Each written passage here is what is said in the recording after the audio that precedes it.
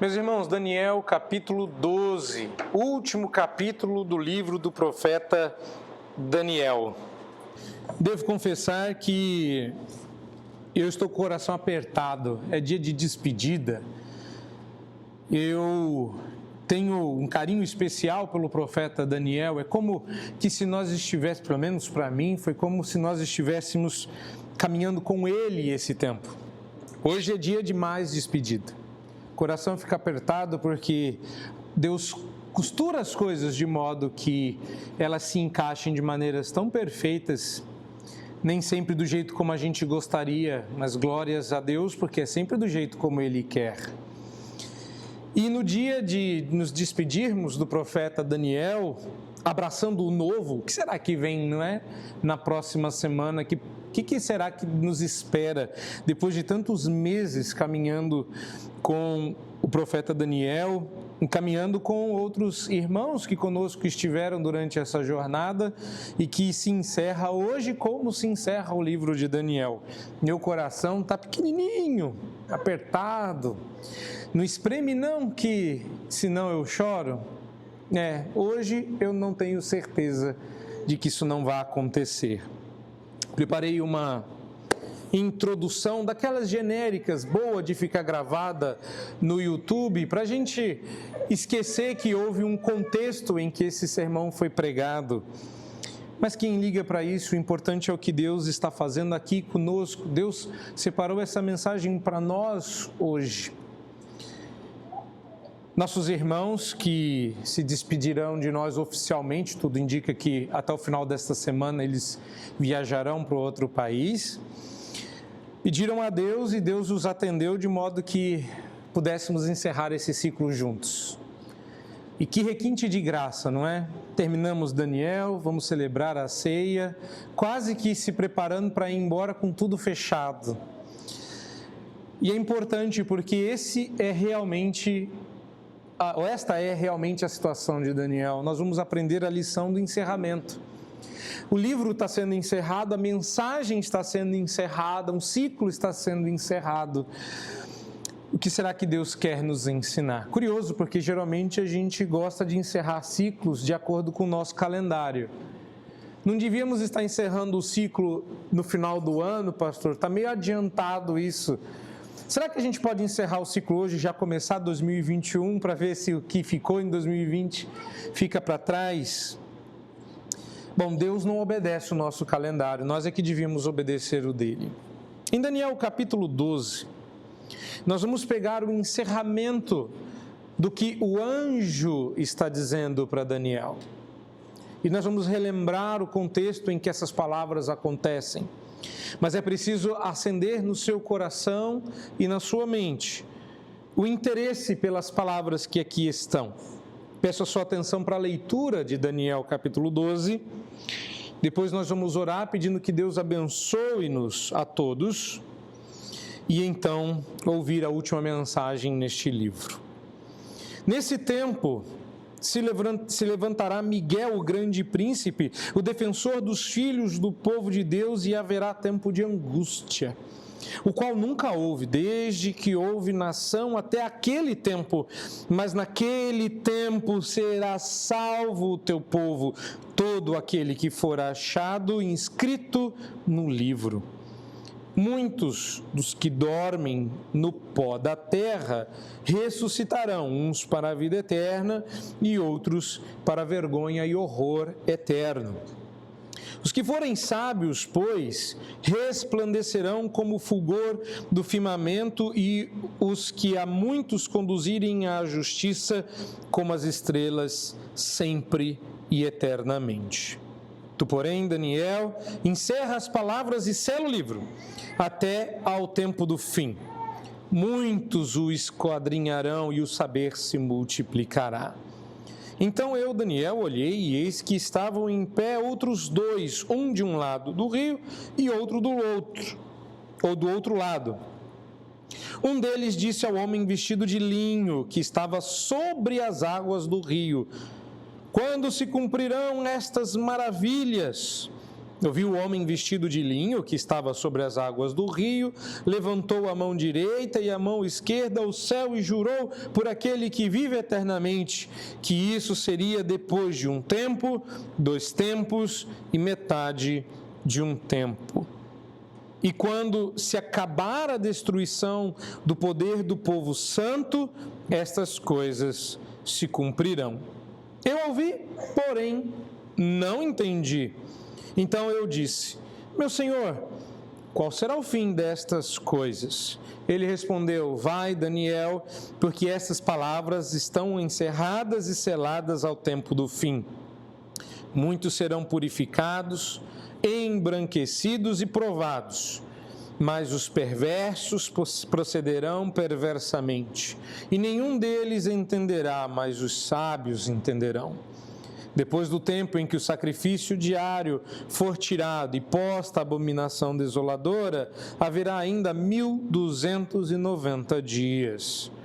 Bem-aventurado o que espera e chega até 1335 dias. Tu, porém, segue o teu caminho até o fim, pois descansarás, e ao fim dos dias te levantarás para receber a tua herança. Confesso que para um último capítulo, depois de tudo isso, eu estava esperando o quê? Um capítulo mais fácil, não é? Alguma coisa mais tranquila, mas não. Você acabou de ler comigo e Daniel capítulo 12 Daniel vai encerrar o seu livro com uma nota extremamente alta, aguda, difícil de ser alcançada. Deus tenha misericórdia de nós. Mais uma vez, para encerrarmos, vamos orar, encerrarmos esse livro, vamos buscar a Deus em oração rapidamente. Deus bendito e amado, nós estamos diante do texto sagrado, diante do fechamento do livro do profeta Daniel, e esperamos de Ti a iluminação, essa sabedoria aqui que foi mencionada, prometida até, que o Senhor nos dá através do Espírito Santo. Te pedimos ela agora, que o Senhor nos ilumine o entendimento para que possamos, debaixo da Tua luz, ver a luz. Abençoa-nos a todos nesta manhã, que as lições desse encerramento encontrem lugar no nosso coração. Oramos em nome de Cristo Jesus, o Senhor. Amém.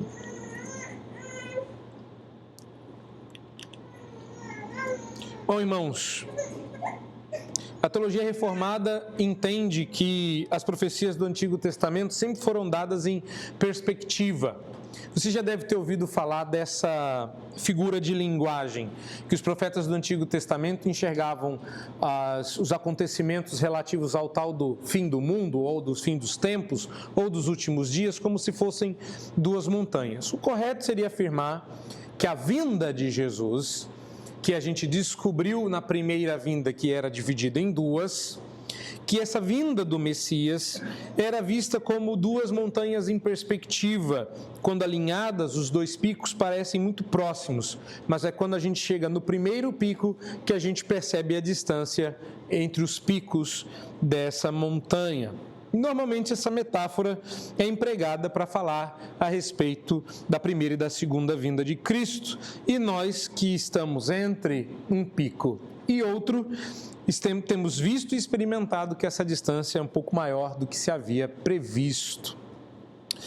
Bom, entretanto, eu acredito que até essa distância havia sido meio que profetizada para, pelo menos, Daniel, de modo que ela não deveria ser de todo uma surpresa. Mas o que é dito aqui é que, apesar de nos parecer grande essa distância, Daniel o diz, mas também o diz o apóstolo Pedro, por mais que pareça grande a distância entre um pico e outro, nós deveríamos saber que não é tanto assim. Ela tem um tempo determinado e será menor, mais contingente do que seria o tempo do julgamento. Bom, não fosse isso atrapalhar, ainda temos no meio do caminho que desviar de uma ou outra pedra. Eu vou chamar aqui dos aspectos tipológicos da nossa fé. Ou seja, que tal como era no Antigo Testamento, a nossa fé é cheia de tipo. Daniel era um tipo de Cristo, ele falou de um tipo do anticristo, e quando os dois finais viessem, as coisas seriam resolvidas, ou seja, o objeto real cuja sombra nós havíamos visto primeiro no Antigo Testamento. Dito isso, eu quero expor para vocês o capítulo 12 de Daniel, porque hoje nós temos que aprender muitas coisas, e quero usar para tentar organizar o que está aqui no capítulo 12, os 3 primeiros versículos. Eu entendo que os 3 primeiros versos trazem os 3 temas principais de Daniel 12, de modo que eu posso usá-los como uma divisão natural do texto, ensinando-nos assim o que este capítulo tem para nos ensinar. Os temas que eu quero que você veja nos 3 primeiros versos estão neles. No verso de número 1, observe aí, o tema parece ser o tempo de angústia. E ele vai falar sobre tempos no final deste capítulo. No verso de número 2, o tema parece ser a ressurreição do corpo. Tema que inclusive vai ser repetido no credo. E no verso 3, o entendimento, a sabedoria, que no final vai ser também repetido quando Daniel vai dizer, eu não entendi, e ele vai dizer que no futuro entenderão, mas que ele também entenderia quando ressuscitasse. Então esses 3 temas, o tempo de angústia, a ressurreição e o entendimento, me parecem ser uma estrutura natural para este texto. É claro que a gente está cheio de dúvida agora. Até porque a gente tem aí Miguel, tem o abominável da desolação aparecendo de novo, e a gente tem um monte de dúvidas, mas eu espero que na medida que eu for expondo e explicando esse texto, as dúvidas sejam dirimidas. Primeira lição que eu vejo nesse texto, para irmos direto ao ponto, coração apertado não gosta de perder tempo, mas a gente nunca deve apressar coisa boa. Então, se esse é o finzinho, vamos aproveitar ele ao máximo. Então, deixa eu gastar algum tempo em cada uma dessas lições. A primeira coisa que eu vejo aqui, que está baseado no verso de número 1, não vou ler, você vai procurando aí com seus olhos. Também, que a gente vai ter que ler bastante coisa hoje. Mas não só no verso 1, mas que se repete no verso 6, no verso 7... e no verso 10, que me parece ser a primeira lição com respeito ao tempo, é a seguinte lição: persevere em tempos de angústia. Tempo de angústia não vem para que você grita de dor. Dor venha para que te ensine a perseverança. Deixe-me tratar desse ponto. 3 tempos e meio, me parece ser a medida que está sendo colocada aqui. 3 tempos e meio, um período equivalente à metade de 7 tempos, seria o período completo de julgamento. Deus é muito bom. Deus nos dá muito mais tempo sem dor do que com dor. Eu não sei se você é o tipo da pessoa que tem unha encravada. Eu sou. Então, de vez em quando, Deus visita os meus pés, dizendo, deixa eu te lembrar que a vida aqui não é o fim, que tudo que temos para experimentar não está nesta vida, e que quando eu dou é graça, aí Ele vai lá e aperta. Eu só percebo isso quando eu calço alguma coisa. É o caos de hoje. Já há uma semana eu estou lutando com o pezinho lá e ele está dolorido. É bom porque eu vou falar sobre dor, aí Deus dá uma dor para falar assim, não fala teoricamente não, fala como quem sente. Pois bem, entretanto, se eu calcular o tempo que eu passo bem com o tempo que eu passo dolorido, seja ela de que ordem for, eu não sei qual é a sua dor, não sei nem se você tem dor, eu não sei se você está passando mal hoje. 2 irmãs nossas não vieram hoje porque estão passando mal desde a madrugada. Me mandaram mensagem às 3 da manhã, depois às 5 da manhã, depois às 7 da manhã.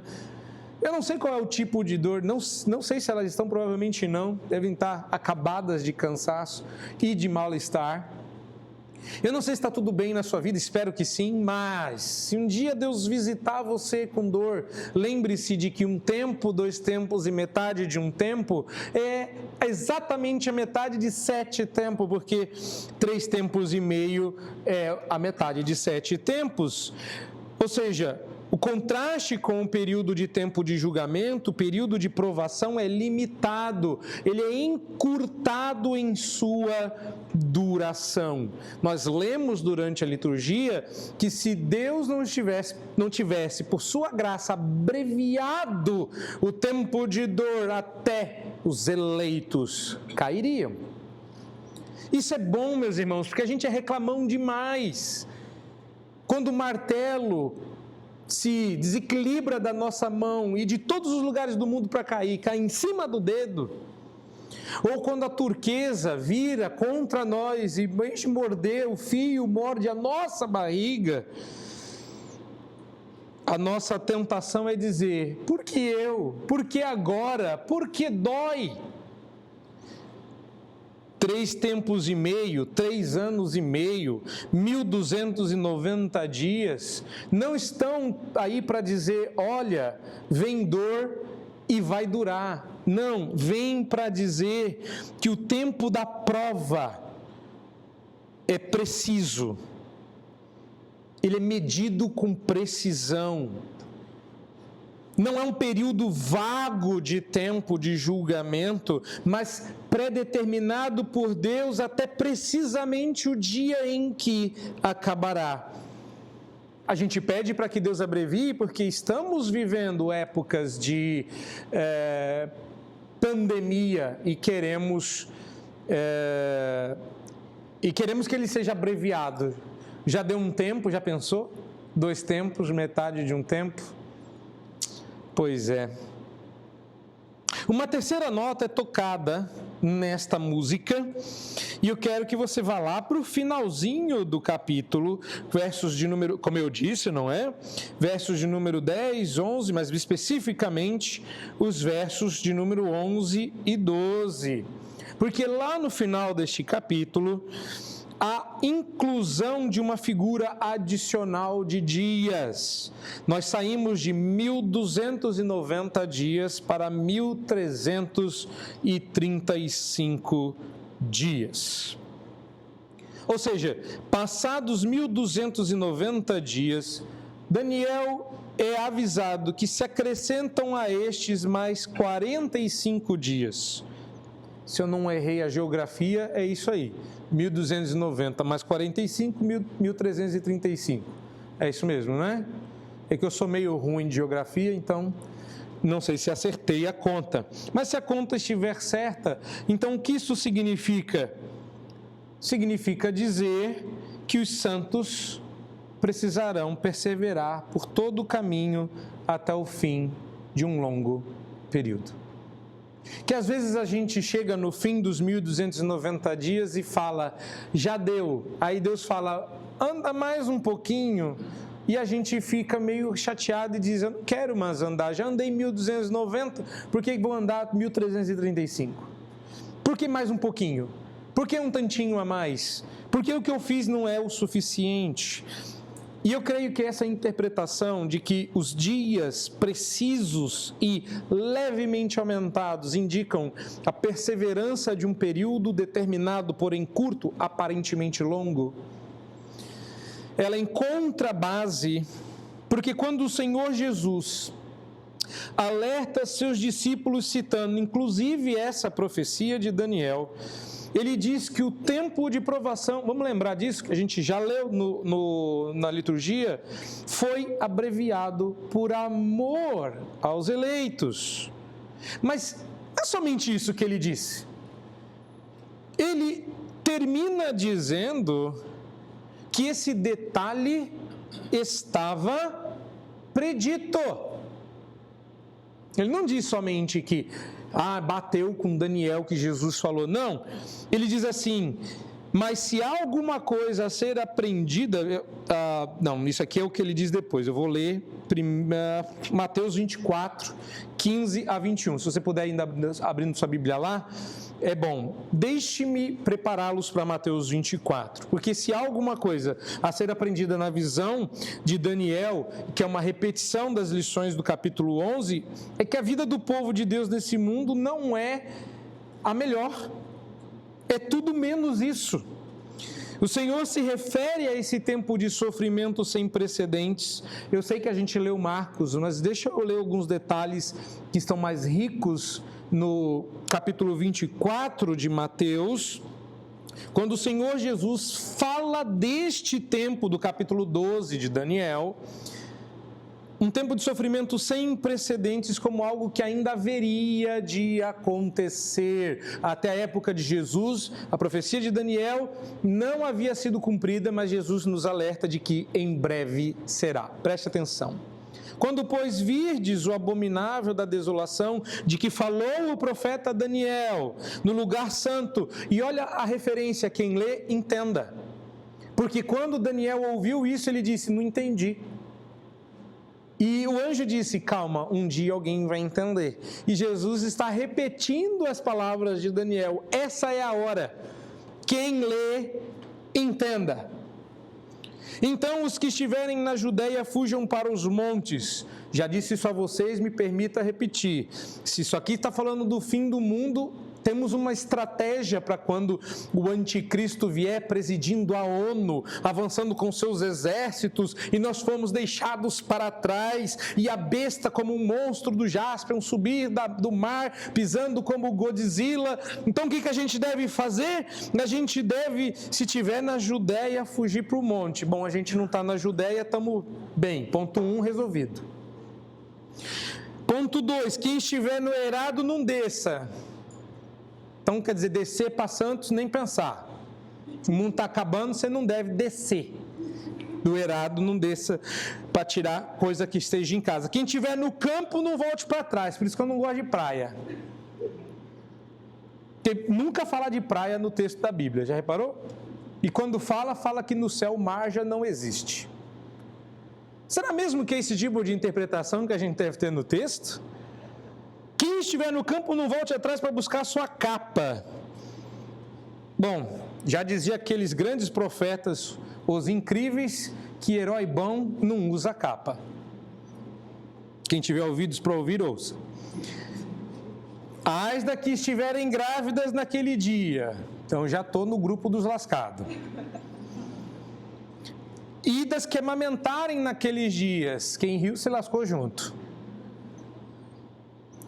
Orai para que essa fuga não se dê no inverno. Mas é ruim, porque a minha filha nasce no verão. Se eu orar para que não se dê no inverno, ai das grávidas. Eu estou numa sinuca de bico. Vou pedir para Deus vir só no que vem. Nem no sábado, que agora já é domingo, porque esse domingo tem culto, não é dia de acabar o mundo. Porque nesse tempo haverá grande tribulação, como desde o princípio do mundo até agora não tem havido, nem jamais haverá. Meus irmãos, é o fim do mundo. Por que Jesus disse de tempo que nem jamais haverá? Porque depois disso é o céu, não é isso? Não. Jesus está se referindo aqui à profecia de Daniel como o cumprimento do capítulo 12. Ele era o cumprimento do capítulo 12, mas haviam coisas que Daniel havia enxergado tudo junto e que Jesus está distribuindo. Deixa eu explicar. Espera lá, primeiro veio eu, depois vem aquele, depois vocês fazem assim. E me parece que a descrição de Jesus de quando vier a grande tribulação tem muito a ver com a geografia da Judéia e não com a geografia do planeta Terra. Observe também que não é só Mateus, mas João, por outro lado, viu que aqueles que haviam sido apanhados por essa terrível perseguição estavam conscientes disso. Apocalipse capítulo 7, você consegue ir rápido para lá? Versos 13 a 15 eu vou ler. Um ancião tomou a palavra dizendo: estes que se vestem de vestiduras brancas, quem são e de onde vêm? Respondi-lhe: meu senhor, tu sabes. Então ele me disse: são estes os que vêm da grande tribulação, lavaram suas vestiduras e as alvejaram no sangue do Cordeiro. Eu li em algum comentário que os embranquecidos, citados aqui no capítulo 12 do profeta Daniel, eles embranqueceram que eles foram queimados. E aí quando você fica queimado igual carvão, fica coberto de cinza e fica branco. Que eles seriam queimados e por isso embranquecidos. Não, tem nada a ver isso aí. Você vai dar uma olhada lá no grego e a palavra embranquecido é purificado, limpo. Não tem nada a ver com ser queimado e ficar torrado até virar um pedaço de carvão coberto de cinzas. Tem nada a ver isso aí. Tem a ver com isso aqui. É disso aqui que estamos falando. Eles lavaram e alvejaram, embranqueceram-se no sangue do Cordeiro razão, porque se acham diante do trono de Deus e o servem dia e noite no seu santuário, e aquele que se assenta no trono estenderá sobre eles o seu tabernáculo. João, eu entendo. Você está em Apocalipse? Não fecha a Bíblia. Está no capítulo 7, avança para o capítulo 12. Veja que Daniel bem pode, no capítulo 12 e no 7, está baseado na profecia de Daniel, quando ele diz nos versos 7 e 8 o seguinte: houve peleja no céu, Miguel e os seus anjos pelejaram contra o dragão. Também pelejaram o dragão e seus anjos, todavia não prevaleceram, nem mais se achou no céu o lugar deles. Agora, se você continuar lendo o capítulo 12 de Apocalipse, tem vida depois disso. Desce para a terra e ainda tem um monte de coisa para acontecer, ou seja, essa batalha não diz respeito ao fim do mundo. Essa batalha diz respeito às forças espirituais do mal que queriam impedir a concretização do que diz o verso 1 de Daniel 12, que no tempo da angústia haveria salvação para o povo. De todas as maneiras, o que Satanás queria era frustrar, impedir, derrotar o Messias, o Cristo prometido. Mas apesar da angústia, apesar do sofrimento, apesar da grande tribulação que haveria naquele tempo, e que nunca jamais se repetiria, o povo de Deus, os eleitos, seriam salvos. Ou seja, aprendemos aqui que assim como uma flor nasce em meio ao caos, a boa notícia está florescendo no meio da aparente confusão. A salvação terá vindo quando tudo isso acontecer. E o que é curioso é que a nossa época está descobrindo os princípios da reforma, está descobrindo as profundidades da teologia numa época menos propícia para isso.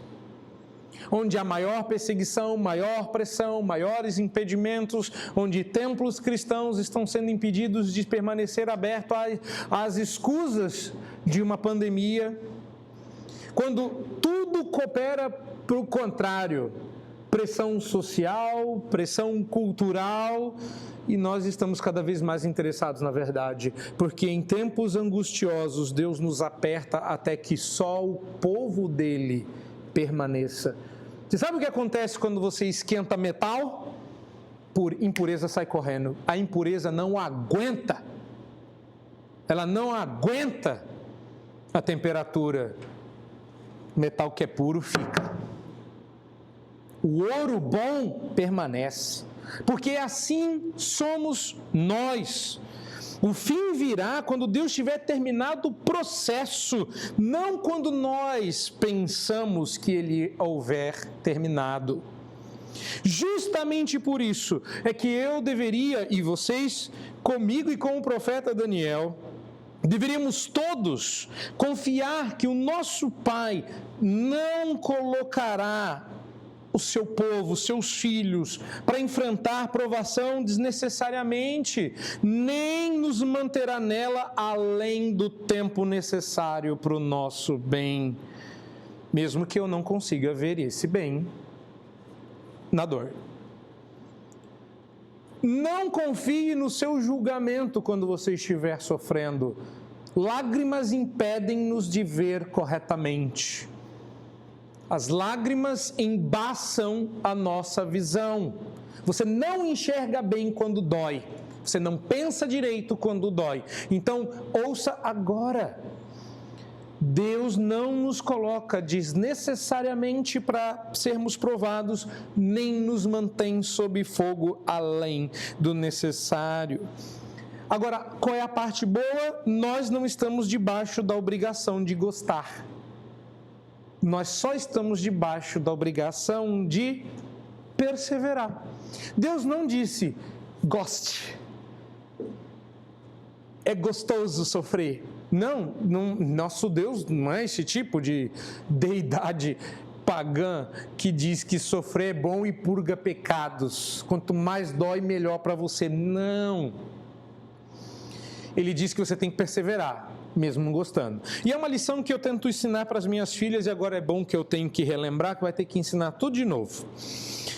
Bom, quando as minhas filhas eram menores, eu sempre dava alguma ordem que elas, em algum momento, não iam querer obedecer.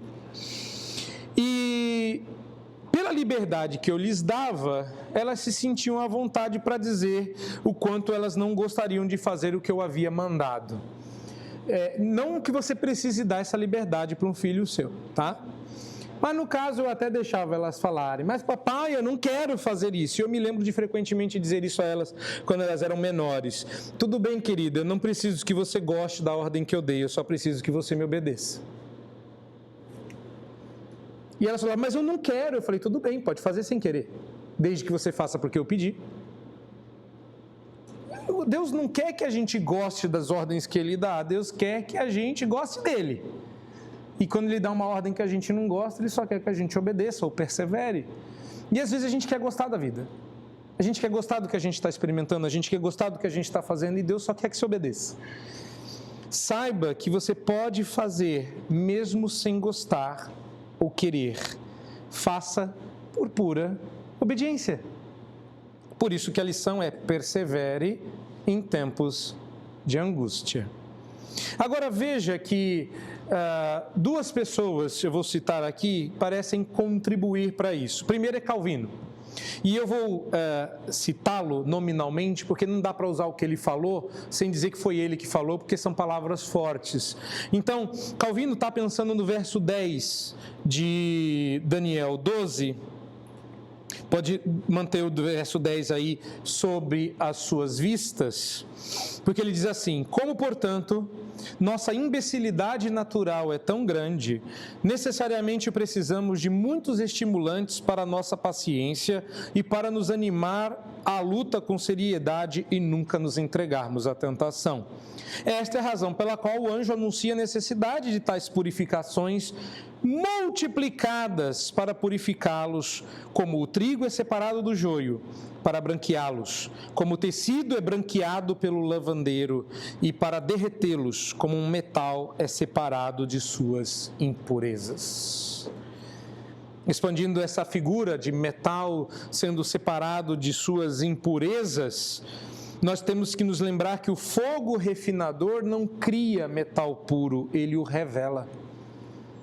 Você não sabe ainda que é crente, vai descobrir no dia que Deus botar você no fogo. E a gente sempre fala umas besteiras do tipo, eu não sei como eu reagiria se fosse comigo. Olha, eu não sei como é que eu faria se eu tivesse que passar por isso. E Deus que sabe fala, vamos lá? E a gente não gosta muito. O fogo simplesmente revela a verdadeira natureza do material a ser refinado. A pergunta que fica é, do que é feito você? Do que é feita a sua fé? Veja o que diz agora, não Calvino, mas Pedro.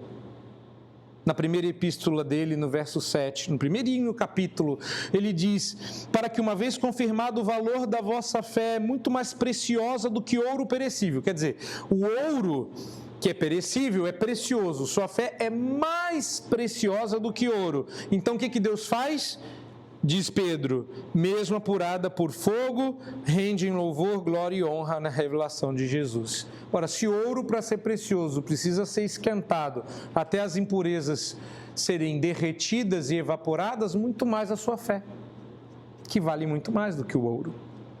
E de um modo misterioso encerro o primeiro ponto, as tribulações, grave isso, as tribulações que enfrentamos, tribulações que vêm deste mundo caído e quebrado, refinam nossa fé e demonstram sua preciosidade, fazendo-nos mais apropriados à presença de Deus.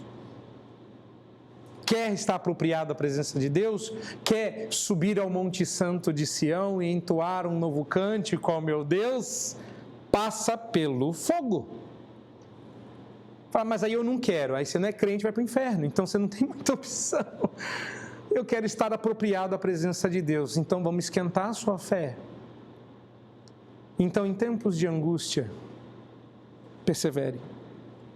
Segunda lição, de 3. Vocês sabem, né? Se for ouvir de manhã, primeiro versículo. Verso de número 2.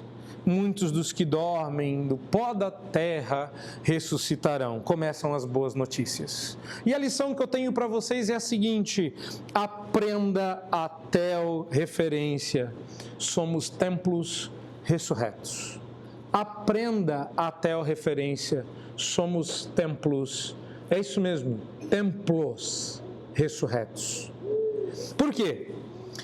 Bom, vamos pegar o gancho do que foi dito antes, assim como o verso 2 é uma sequência do verso 1. O pré-requisito para o fim não é o concerto final do quebrantamento do mundo. Isso não te alerta, não? O fim a que Daniel está falando não é o fim do mundo, é o fim do Antigo Testamento, é o fim das sombras, é o fim das cerimônias, é o fim da esperança e a concretização delas. Daniel está vendo a vinda de Jesus, e a gente sabe que a vinda de Jesus não foi um negócio tranquilo. Ele nasceu no bercinho lá, bem humilde. Não! Ele estava debaixo de perseguição, ele correu para lá para não morrer. E depois disso foi tranquilo, né? Não! E depois disso que Jesus ressuscitou, aí a igreja viveu tranquila. Não!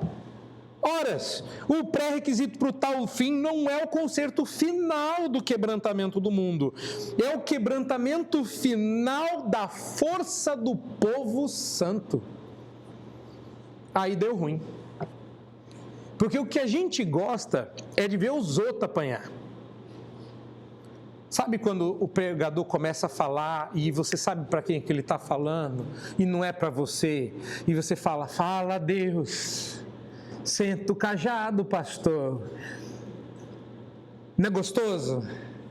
Quando Deus fala para quem não veio, puxa, fulano, o dia está aqui para ouvir um negócio desse, e você quase lambe os beiços. Sabe o que é ruim? É ruim quando você entra e fala, quem contou para o pastor? Que você depois que termina o culto fala, poxa, eu contei aquele negócio para você, não era para você ter falado? Quem contou para o pastor da minha vida? Ele está falando lá um negócio que não era para falar de mim. Por que sabe qual é a parte boa do cajado bater na cabeça? Que ele tem peso de martelo. E é tão bom quando ele para. Mas até que ele pare, Deus tem muita coisa para fazer, porque a gente é prego teimoso. A gente não entra na madeira na primeira pancada, nem na segunda, nem na 44ª. Só que Deus sabe a obra que Ele está fazendo e Ele vai batendo na sua cabeça até você entrar. Porque Ele tem o martelo na mão e você é só um prego teimoso. E se você não entrar, você vai entortar. Mas vai ficar rente a madeira. Porque o projeto não é seu, é dele. E para entendermos essa expressão, eu penso que seja importante nós sermos lembrados do contexto em que essas palavras estão acontecendo. Vamos lembrar? Daniel estava orando pela restauração do templo. Lembraram? Nós já falamos disso lá atrás. Para Daniel, a restauração e salvação do povo estava ligada à restauração do templo de Jerusalém e à cidade de Jerusalém. Tanto é que ele estava orando quando? No mesmo horário dos sacrifícios. Daniel estava com o coração habitando no templo de Jerusalém. O juízo de Deus, da perspectiva de Daniel, estavam se demorando e as obras de restauração haviam sido interrompidas. Daniel jejua de tristeza, ora ao Senhor, e depois de 21 dias vem Gabriel dizendo que batalha semelhante àquela que ele estava travando seria travada até a vinda de Jesus. Gabriel reitera que tudo o que ele havia dito no primeiro ano, cerca de 3 anos antes do rei atual, era exatamente a mesma coisa, o plano não havia sido mudado.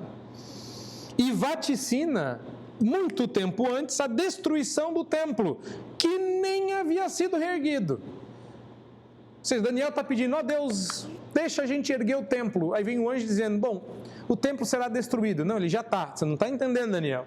O templo que vai ser reerguido será destruído.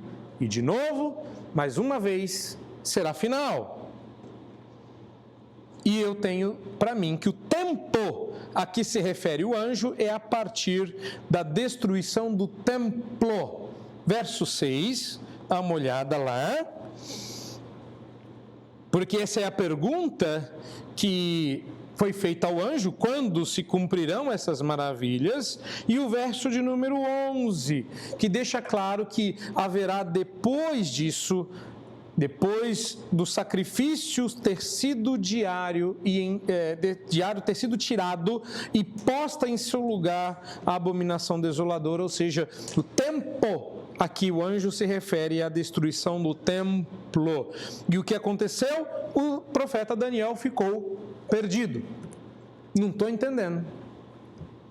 Não estou entendendo.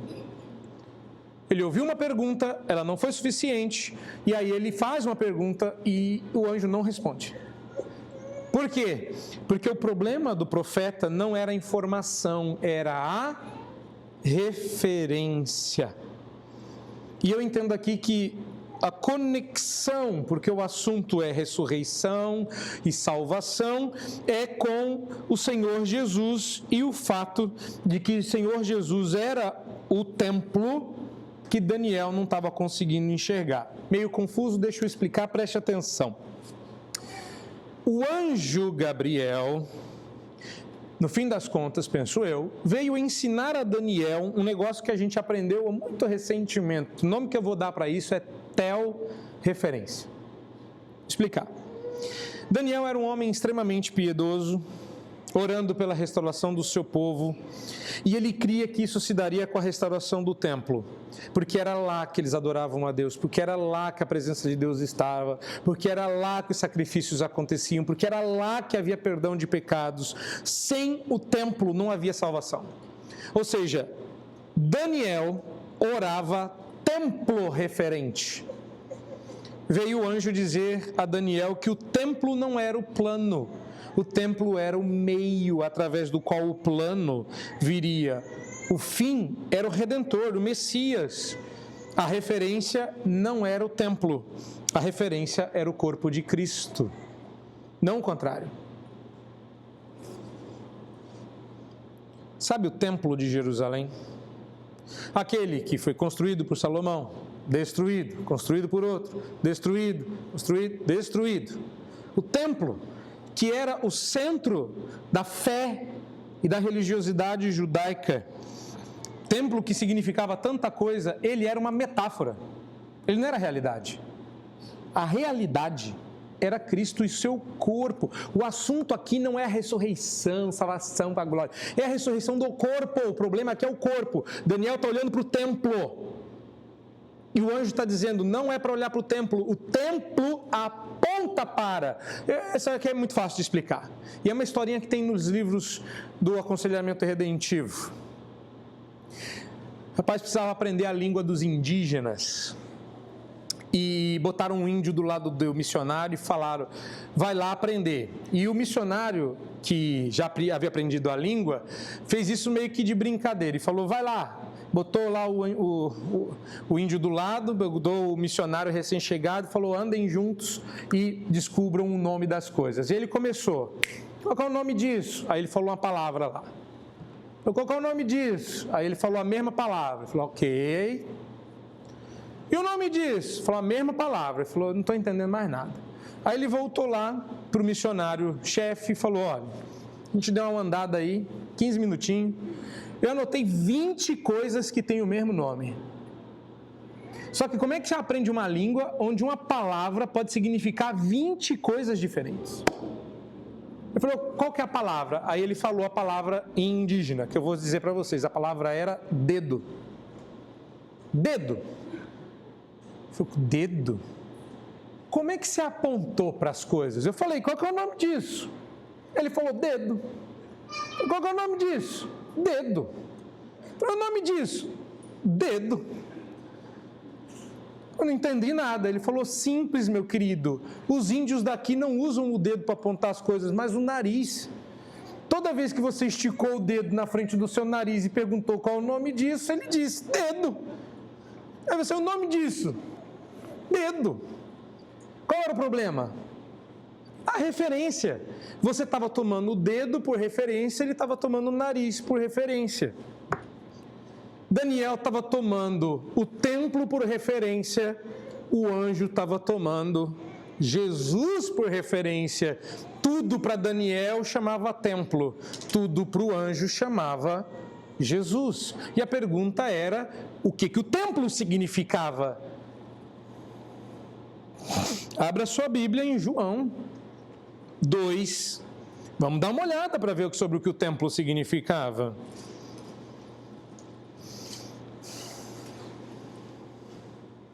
Vamos começar lá.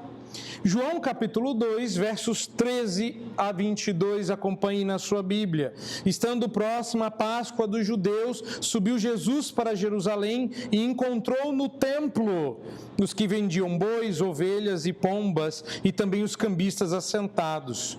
Jesus ficou tão profundamente ofendido que tomou um azorrague de cordas, expulsou todos do templo, bem como as ovelhas e os bois, derramou pelo chão o dinheiro dos cambistas, virou as mesas e disse aos que vendiam pombas, tirai essas coisas daqui, não façais da casa do meu pai casa de negócios. Lembraram-se os discípulos do que está escrito, o zelo da tua casa me consumirá. Perguntaram, pois, os judeus, que sinais mostras para fazer estas coisas? E Jesus lhe respondeu, destruí esse santuário, e em 3 dias o reconstruirei. Replicaram os judeus, em 46 anos foi edificado este santuário, e tu em 3 dias o levantarás? Ele, porém, se referia ao santuário do seu corpo. E quando, pois, Jesus ressuscitou dentre os mortos, lembraram-se os discípulos do que ele dissera isto e creram na Escritura e na palavra de Deus. Não era brincadeira. Jesus não estava ilustrando, vocês não podem fazer isso no templo, porque o templo deve ser santo como é o meu corpo. Vocês não entenderam que este templo aponta não para a minha pessoa, nem para a minha obra, nem para o meu coração, aponta para mim, para isso aqui, ó. E ele ficou profundamente irado, irritado, justamente, e disse, eu vou dar um sinal para vocês que eu tenho autoridade de fazer isso, de limpar o tipo, porque o antitipo está aqui. Vocês vão destruir esse templo, e em 3 dias eu levanto. E ele estava se referindo a si, porque 3 dias depois ele ressuscitou, e aí os discípulos entenderam. Quando o verdadeiro viesse, a sombra podia ser abandonada, seu papel havia sido cumprido. As notícias angelicais dadas a Daniel não nos assombram. Sabemos que o templo era tipo do corpo, destruído por causa dos nossos pecados. Cristo havia dito que foi reconstruído em 6 dias, como fez ao 3º dia, ressuscitando. Isso devia acontecer porque o templo perderia o seu valor. Mas está sendo dito a quem? A Daniel. Antes do templo que Jesus vai purificar, ter sido sequer construído. Daniel foi consolado não com a certeza de que o templo seria reerguido. Daniel foi consolado com a certeza e a esperança de que ele, Daniel, ressuscitaria e tudo seria esclarecido. Verso 13. Segue o teu caminho até o fim, porque tu te levantarás para receber a tua herança. A doutrina da ressurreição pessoal dos santos, que aqui no Antigo Testamento talvez encontre a sua mais clara expressão, não é um construto filosófico, não é uma conclusão teológica, é a resposta para o nosso contínuo quebrantamento e a base da nossa perseverança. Vou repetir, porque você não faz esse tipo de conexão naturalmente. A doutrina da ressurreição pessoal dos santos é a resposta para o nosso contínuo quebrantamento, a base da nossa perseverança. A ressurreição do corpo, seguida de julgamento prevista por Daniel, está aí verso 13 de novo, encontra eco no Novo Testamento, porque tanto João, é muito texto para ler, leiam só o último, que esse é mais legal. Eu vou ler 2 textos para vocês, prestem atenção. No Novo Testamento, você tem essa doutrina. João 5, 28 e 29. Não vos maravilheis disto, porque vem a hora em que todos os que se acham nos túmulos ouvirão a sua voz e sairão. Os que tiverem feito o bem para a ressurreição da vida e os que tiverem praticado o mal para a ressurreição do juízo. Ou, se você preferir, Mateus 25, 44 a 46. E eles lhe perguntarão: Senhor, quando foi que te vimos com fome, com sede, forasteiro, nu, enfermo, preso, e não te assistimos? E então lhes responderá: em verdade vos digo que sempre que o deixaste de fazer a cada um desses pequeninos, a mim deixaste de fazer, e irão estes para o castigo eterno, porém os justos para a vida eterna. Agora você vai abrir a sua Bíblia, em Mateus 27, 51 a 53. Porque eu tenho dito, e que acabei de ler para vocês, é óbvio, é o julgamento final, é o retorno glorioso de Cristo. Mas eu tenho asseverado a vocês que tudo o que aconteceu aqui em Daniel se cumpriu em Cristo, primeira vinda, e que ele não está falando do fim do mundo, ele está falando da vinda do Messias. A pergunta é, mas não aconteceu a ressurreição? Ué, isso aí a gente já sabe, pastor, que no final vai todo mundo ressuscitar e uns vão para o céu, outros vão para o inferno, isso aí a gente já sabe. Mas Daniel está dizendo que na vinda do Messias, a primeira, o fim da era do Antigo Testamento, haveria ressurreição. E quando Jesus morreu e ressuscitou, não teve ressurreição dos mortos. 1, 2, 3 e errou.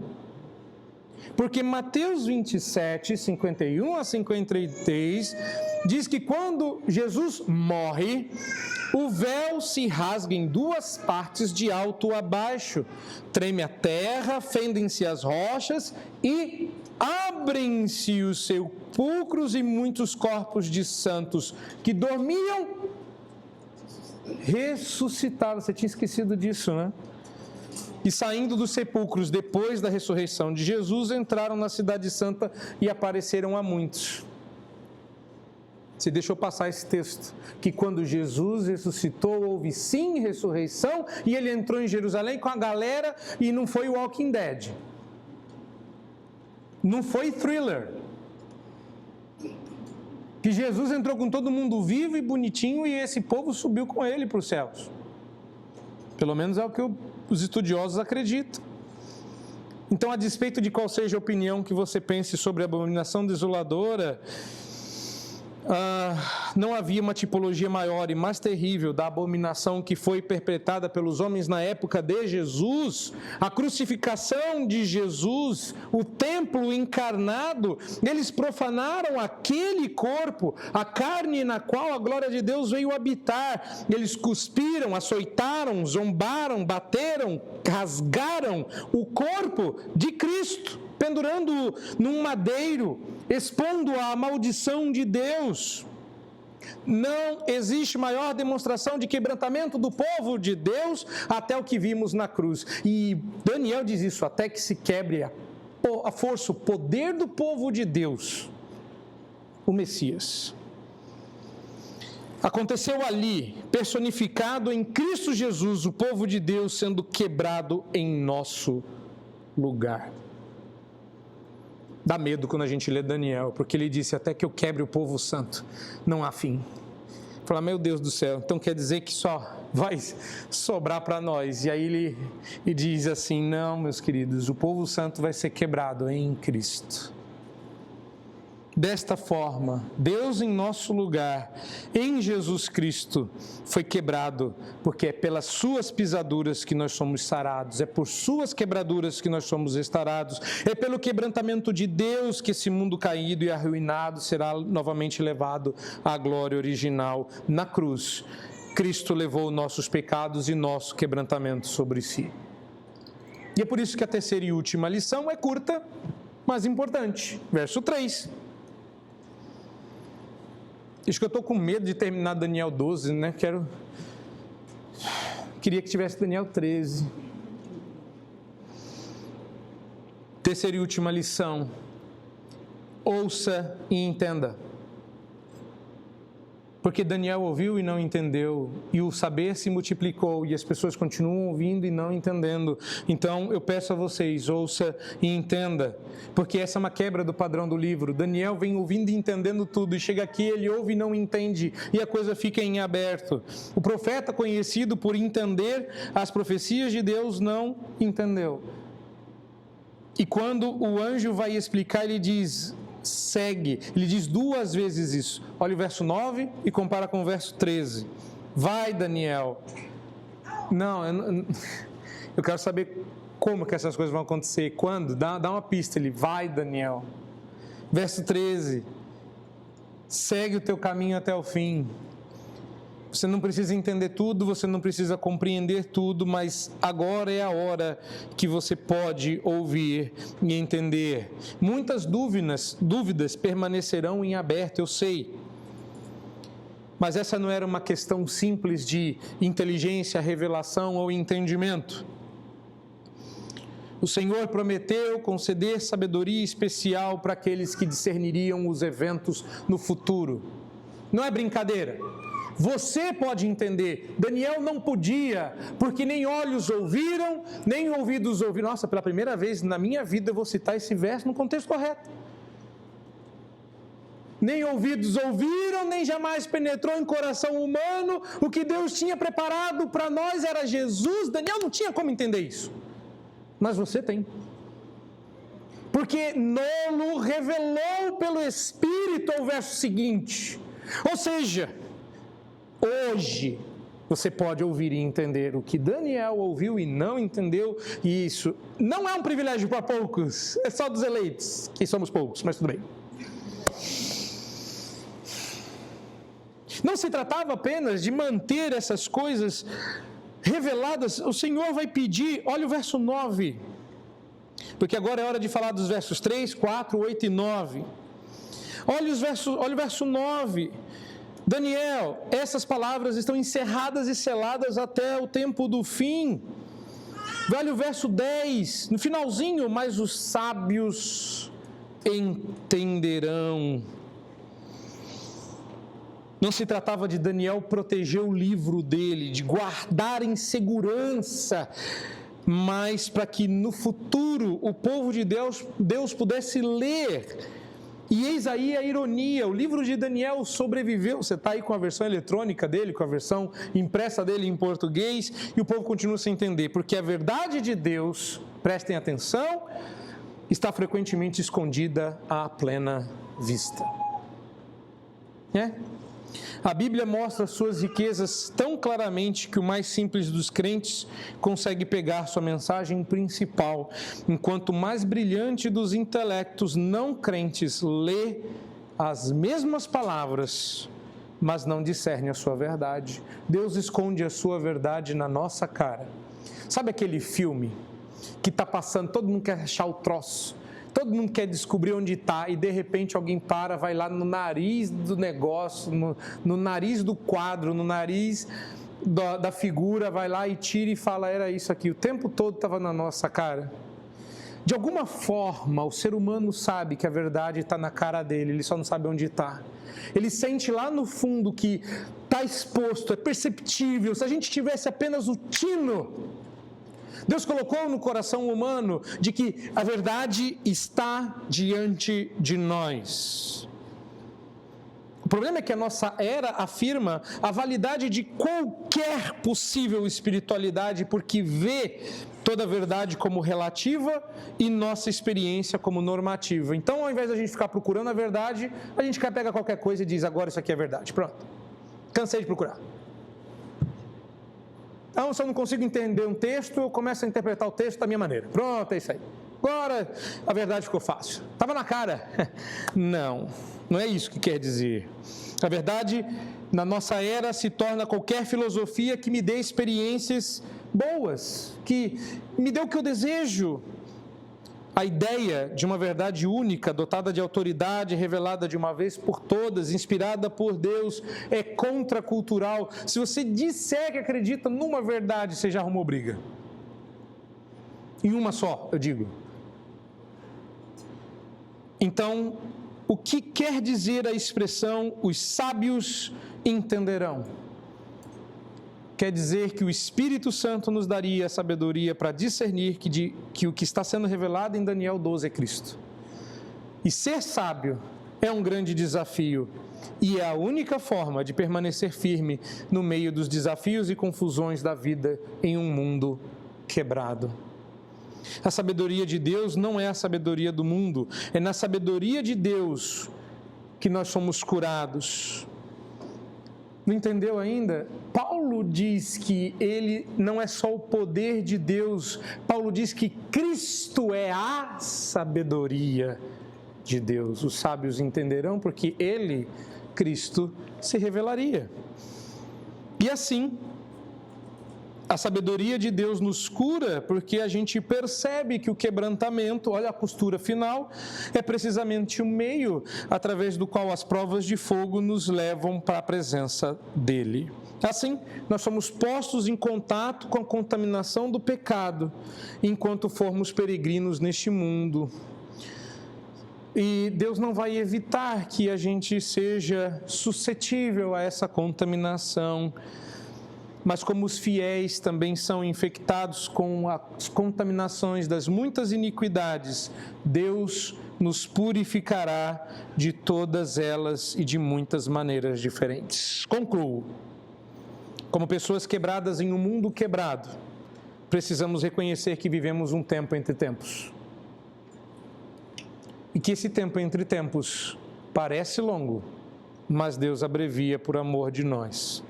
Aprenda que só quando se acaba a destruição do poder do povo santo é que a gente aprende a depender do poder de Deus. Enquanto você ainda achar que tem poder em você, você não vai ter nada. Que é só quando se acaba a nossa glória que nós aprendemos a nos gloriar no Senhor. Segundo aos Coríntios 11:30. Se tenho que gloriar-me, gloriar-me-ei no que diz respeito às minhas fraquezas. Segundo aos Coríntios 10:17, aquele, porém, que se gloria, glorie-se no Senhor. Se Cristo pôde suportar as agonias da cruz por causa da alegria que estava sendo proposta, como diz Hebreus 12, então nós também podemos suportar agonias bem menores, olhando firmemente para o nosso autor e consumador, sabendo das alegrias que nos é proposta no céu. Como Jacó, que lutou com Deus e vitorioso recebeu o nome de príncipe de Deus, Israel, mas saiu dessa luta aleijado por resto da vida, testificamos que não é por nossa força ou poder, mas por nossa persistência, que nós nos apegamos a Deus por meio do nosso quebrantamento. Deus não quer você inteiro, Deus quer você quebrado. E é você quebrado que Deus vai usar. Israel ficou manco o resto da vida, mas é o Israel manco que Deus quer. Deus não quer o Jacó, atleta, capaz de fazer proezas. Vamos lembrar que rapaz era forte, hein? Não era brincadeira, não. Muito forte. Carregou uma pedra de de poço na mão sozinho. Deus quebrou ele porque inteiro ele não valia de nada. Eu pastoreei certa feita uma pessoa que, muito bonita, muito orgulhosa e muito forte, sofreu agressões terríveis, ficou todo quebrado, mas se converteu. Uma vez eu perguntei que todo mundo tinha vergonha de perguntar. Já não tinha mais a beleza, já não tinha mais a saúde. Como ele enxergava tudo aquilo, ele dizia que foi a melhor coisa que aconteceu, foi a agressão que ele sofreu na formatura que o deformou e o aleijou. Porque agora, quebrado, ele era crente. Essa era revelada como um constante período de refinamento e teste, um tempo de contínuas e grandes tribulações, só é superada pela graça que nos sustenta até o fim. Será erguida uma nova era, como na época de Daniel uma nova viria, a nossa, e na era por vir, o sábio brilhará como o brilho dos céus, e aqueles que conduziram muitos à retidão como estrelas para sempre. Que Deus tenha misericórdia de nós e nos abençoe, para que todos nós possamos abrigar essa mesma esperança de Daniel. Segue, pois, o teu caminho até o fim, pois descansará, e ao fim dos dias te levantarás para receber a tua herança. Amém.